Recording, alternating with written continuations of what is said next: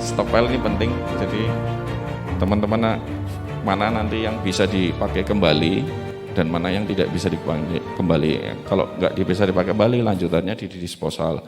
Nah, sebisa mungkin stop pile itu didekatkan dengan area konstruksinya tubuh bendungan. Terus selanjutnya dewatering. Nah, posisi dewatering ini biasanya nanti di tebing-tebing dan juga di riverbed. Ini perlu difokuskan biasanya di riverbed. Dewateringnya harus dihitung. Nah, terbiasanya kita biasanya di lapangan itu menghitungnya menggunakan hal yang sederhana saja, pakai pompa submersible 4 in, 6 in, tapi ketika itu dibuka setelah dilakukan proses galian pondasi ternyata airnya jauh lebih besar. Nah, ini yang biasanya kita nggak siap.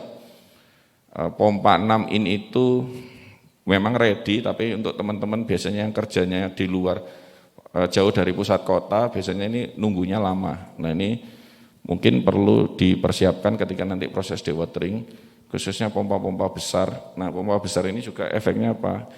Berarti gensetnya juga besar juga.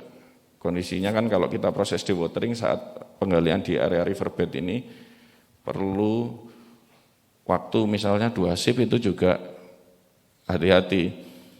Biasanya cukuplah kita pakai genset misal 125 kVA, ternyata dengan adanya dewatering ini enggak cukup.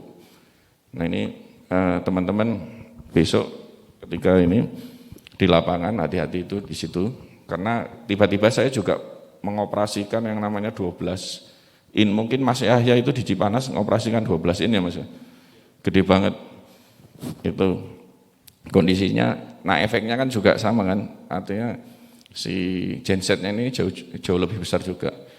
Terus kita lanjut gradasi. Nah, ini nanti diuji oleh teman-teman lab, gradasinya seperti apa, bisa nggak masuk di kriteria untuk ditimbunkan kembali.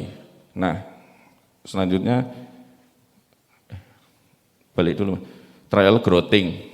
Nah, kebiasaan kita adalah nanti trial groutingnya nanti aja Pak, kalau sudah selesai semua galian kita baru trial. Biasanya seperti itu. Kalau nanti sudah bisa terbuka di kiri dan kanan, itu bisa lanjut teman-teman langsung melakukan proses trial grouting. Nanti di situ ketika kenapa harus trial grouting dulu, kita ingin tahu pondasinya itu seperti apa di bawah. Kalau nanti di grouting itu dengan trial grouting itu tidak efektif, itu bisa ditentukan metode yang lain.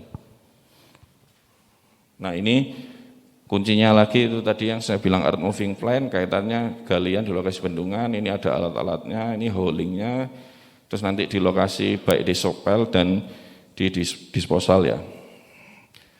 Itu pengaruhnya. Terus ini cut off trends. Kenapa saya merah-merahkan? Kita tipikalnya kebanyakan di bendungan Indonesia ini punya inti tegak dan inti miring. Kalau inti miring jarang sekali, kita bendungannya inti tegak ini akan membentuk seperti ini, cut off trends. Nah, ini hati-hati, biasanya teman-teman yang belum terbiasa bekerja di bendungan, ya sudah main asal gali aja pondasinya, ini cut off trendsnya ketinggalan. Nah, kalau cut off trends ketinggalan ini resikonya nanti harus digali kembali ketika melakukan proses penimbunan. Biasanya yang ketinggalan itu di area sandaran. Ini kondisinya seperti itu. Lanjut Mas. Ini yang inti miring. Nah, kalau tadi inti tegak itu lebih fokus di tengah, kalau inti miring lebih ke arah ke hulu.